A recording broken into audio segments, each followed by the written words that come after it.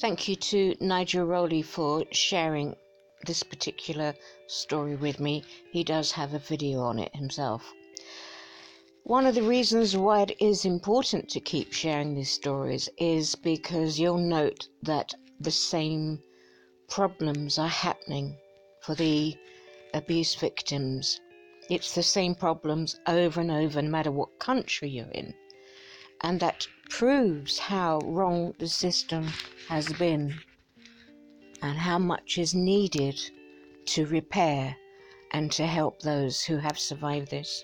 So thank you to the Times Standard for this story they put out. Will Houston does give full details if anyone else wants to contact him and share their story. So we have the heading. A survivor's story. Local woman says Jehovah's Witnesses ignored years of abuse and trafficking. There she is, so as you can see, it's today's report. There she is, Sister Star, she wishes to be known as. At the age of 7, Sister Star said she was drugged, sexually abused and filmed over 2 days at Eureka Hotel by a family friend and fellow member of the Jehovah's Witnesses who had promised to take her to the beach. She said she remembered being hungry and thirsty, but was only given more drugs by the men and woman who abused her and another young boy. You must not forget that women also abuse. All I kept thinking was I wanted to go home and be with my brother, Star told the Times Standard. That's all I wanted to do. 2 months prior, she said her grandfather and other men had done the same to her in the backyard of her grandparents' Los Angeles home. Those memories of abuse were suppressed for years, Star said, which she said more than likely contributed to her having stroke at the age of 38, causing a permanent disability. Now 41, Star, who did not wish to provide her full name, said the woman who brought her to the Eureka Hotel is still alive. The state statute of limitations, however, does not allow for Star to file criminal or civil charges against her abusers, but Star filed a report with the Humboldt County Sheriff's Office regardless.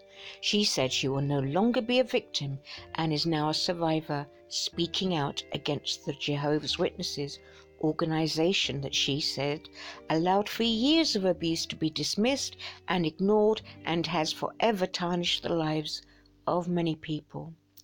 I'm hoping that there is going to be more people feeling safe to come out and tell, even if it was 40 years ago, 10 years ago, 5 years ago, Star said. It's all about telling the truth and what you have gone through and what you're escaping. But by telling your story, you can help save children now inside this organization. She is correct. The Times Standard contacted the Jehovah's Witnesses World Headquarters for comment. The organization responded with a document explaining its scripturally based position on child protection. I think some of you who've been following these stories will recognize it is just the standard document. If there are individual cases, I know they're all lawyered up things, but really as human beings, could you not say things for that victim to help her and support her? So they've stated Jehovah's Witnesses abhor child abuse and view it as a crime, Romans 12:9. The document states, we recognize that the authorities are responsible for addressing such crimes, Romans 13:1-4. The elders do not shield any perpetrator of child abuse from the authorities. That is what's known as a lie, of course.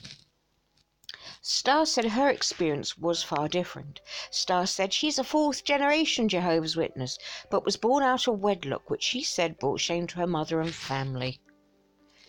I was born to a family that didn't want me. I was used, Star said. The religion set the stage to have people abuse me constantly, like I was around nothing but abuse day in and day out. At the age of 14, Star said she told her mother and eventually the elders of the Jehovah's Witnesses Kingdom Hall in Visalia about the sexual abuse by her stepfather, who, she said, molested her from age 4 to 14. She feared he would eventually rape her. Star said she remembered telling the elders what her stepfather did to her with her stepfather in the room at the same time. And we know that that has been policy. Seems to have changed, but that seems because of outside pressures. But no, wrong. After 2 days of consideration, Star said, the elders said that because there were not 2 witnesses to the abuse, they would take no action.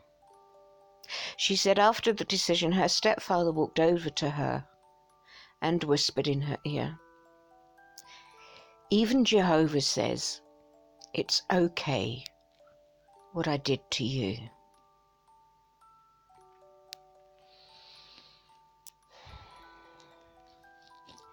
Star said she left the Jehovah's Witnesses at 21, but says she didn't blame herself for what happened to her.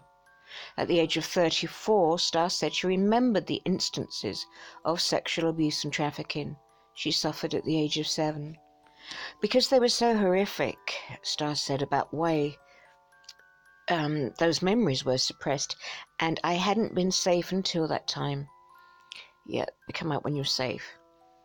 At 38, Star said she suffered a stroke which caused her to lose feelings in parts of her body. I've got a similar story to this. I'll tell you hers and tell you what happened to me to show how long-term these things can be.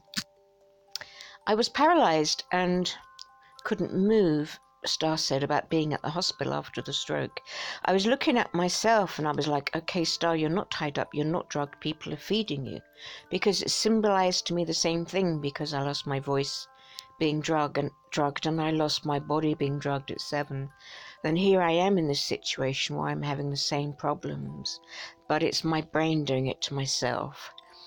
And they still haven't figured out why I had this stroke.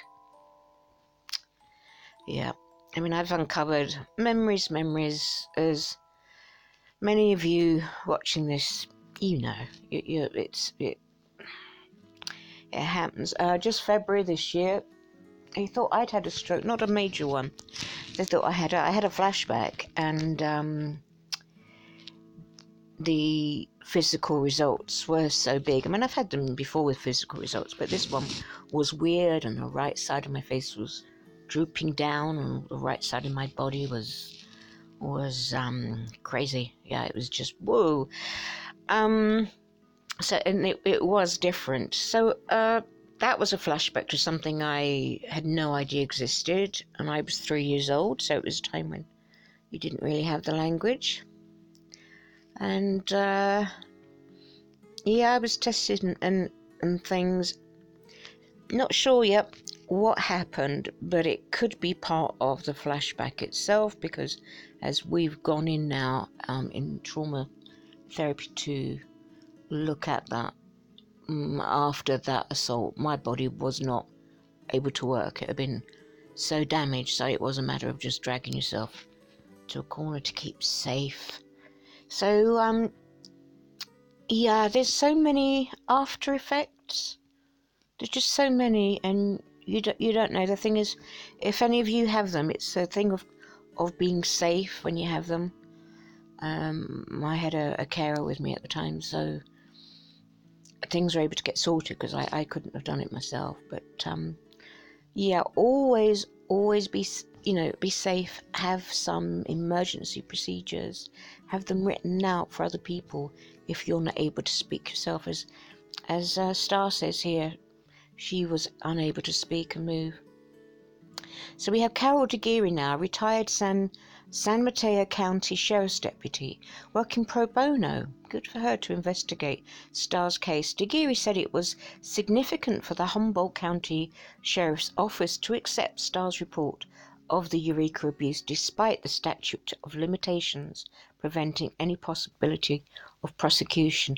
Yeah, because people are still out there. You know, the abusers, some will be dead, some will still be out there, and has to be seen to.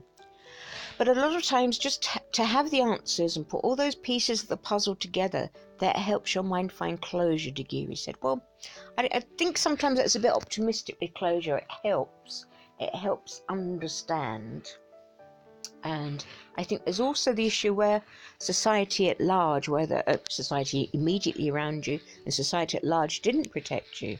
I think it's important at this stage that society acknowledges and says, yes, this did happen to you.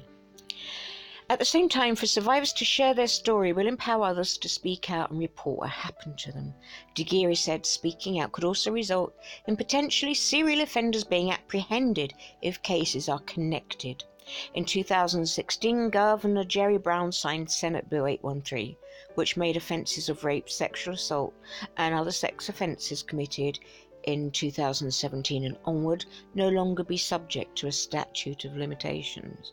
Which that was all manner of child abuse as well, beyond the sexual abuse, because physical abuse will also be, as I know well, just filed away where it's safe, just filed away to come up years later.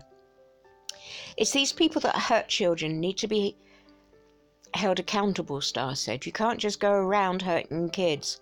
There has to be accountability, yes. And that's why I made a report of all of this, because there has to be accountability. And a phone number there you have at the bottom for the reporter, Will Houston. So I've gone on a little bit on that there, but it may help some of you, may help put some things in place. Much love to Starr there and her forward journey and her speaking out. And love to you. Thanks for watching. Bye for now.